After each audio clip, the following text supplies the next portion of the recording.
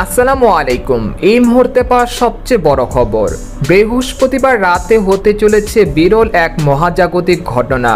রাতের আকাশে দেখা যাবে পূর্ণ চন্দ্রগ্রহণ।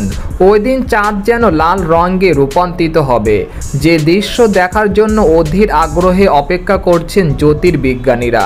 এছাড়া 2025 সালে কয়টি চন্দ্রগ্রহণ দেখা যাবে, ভারত ও বাংলাদেশের সময় অনুসারে এই গ্রহণ কখন শুরু হবে এবং কখন শেষ হবে, জানতে হলে ভিডিওটি প্রথম থেকে শেষ পর্যন্ত দেখতে থাকুন।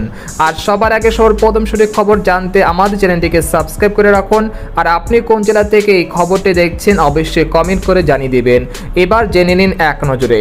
চাঁদ ও সূর্যের মাঝখানে যখন পৃথিবী চলে আসে তখন আলো চাঁদে পৌঁছাতে পারে না। এই অবস্থাটিকেই বলা হয় চন্দ্রগ্রহণ।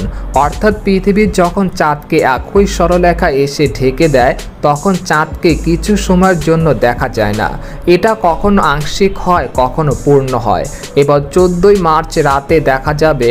ওই দিন পৃথিবীর মানুষ চাঁদের লালচে রক্তিম ভাব বা রক্তাব্ধ রঙের চেহারা দেখতে পাবে। এদিকে বাংলাদেশের আবহাওয়াবিদ মোহাম্মদ আব্দুর রহমান খান জানিয়েছেন, 14 মার্চ রাতে যেসব অঞ্চল থেকে দেখা যাবে চন্দ্রগ্রহণ: উত্তর ও দক্ষিণ প্রশান্ত মহাসাগর, আমেরিকা, পশ্চিম ইউরোপ, পশ্চিম আফ্রিকা, উত্তর ও দক্ষিণ আটলান্টিক মহাসাগর এলাকায় গ্রহণটি দৃশ্যমান হবে। বাংলাদেশ থেকে এটি দেখা যাবে না।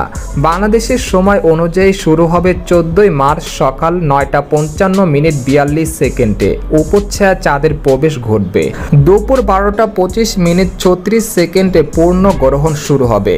কেন্দ্রীয় গ্রহণ হবে 12:59 পূর্ণ গ্রহণ শেষ হবে দুপুর 1:31 উপচ্ছায়া চাঁদের নির্গম হবে বিকেল 4:01 তো এই ছিল খবর। এরকম ইন্টারেস্টিং খবর জানতে আমাদের সাথেই থাকুন। ধন্যবাদ।